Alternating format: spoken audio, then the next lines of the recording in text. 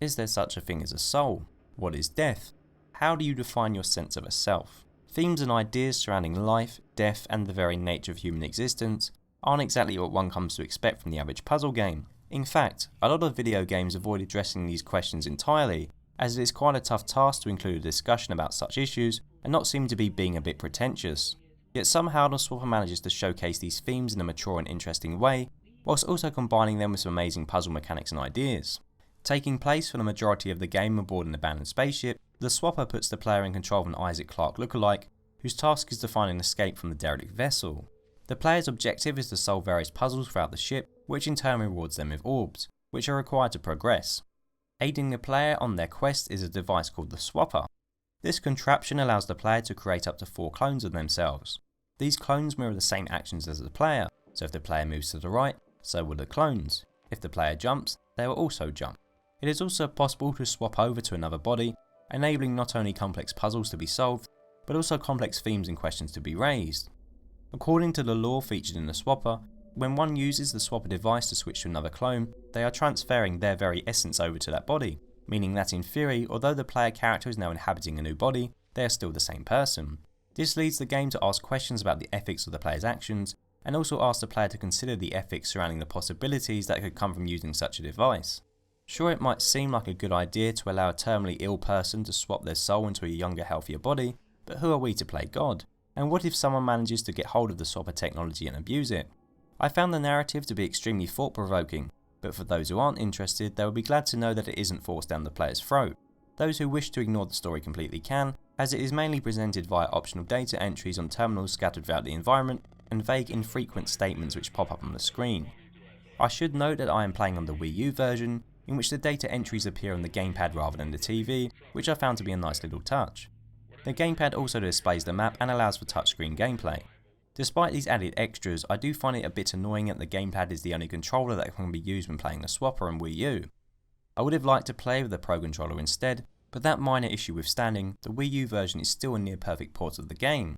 Like most puzzlers, the Swapper starts off deceptively easy, but soon progresses into a challenging affair.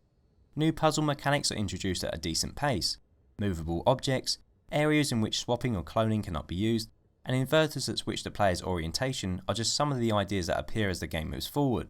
These mechanics, when used in combination with one another, can make many of the puzzles quite challenging. The Swapper manages to do a fantastic job of testing the player throughout its entire campaign. All the puzzles are all designed with real care and precision, and there exists a genuine sense of accomplishment when solving a puzzle which one previously thought was impossible. The difficulty does ramp up quite a bit as the game approaches its climax. It's no exaggeration to say that I spent hours trying to solve some of the puzzles.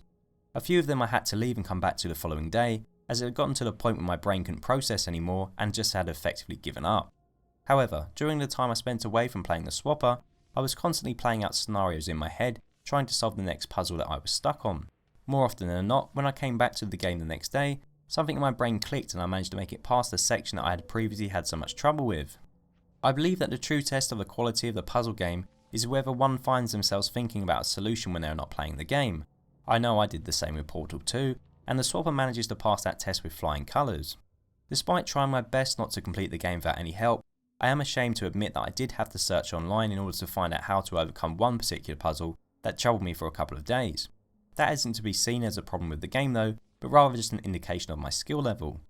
All in all, it took me a little over 9 hours to complete the game, yet I've seen some online claim to have completed it in just over 5, which means they are either geniuses or I'm just not as good as a lot of other players. Regardless, I feel as though the Swapper is just the right length for a puzzle game. It manages to avoid being stale and monotonous, and constantly introduces new ideas throughout its runtime. I should mention that there are actually no enemies of any kind in this game, yet the game still manages to be a rather eerie affair. The gloomy abandoned environment gives a real sense of isolation and loneliness, while the sound effects are very minimalist.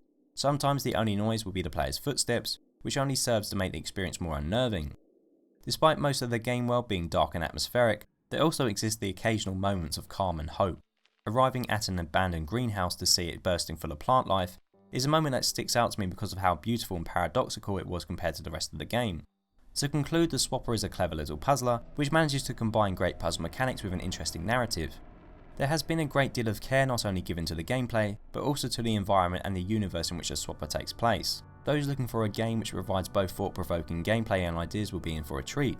and in my opinion the Swapper is definitely up there with some of the best puzzle games I've ever played. So thank you very much for watching this video. I hope you've enjoyed this review. Please like, subscribe and leave a comment if you did. Until next time, goodbye.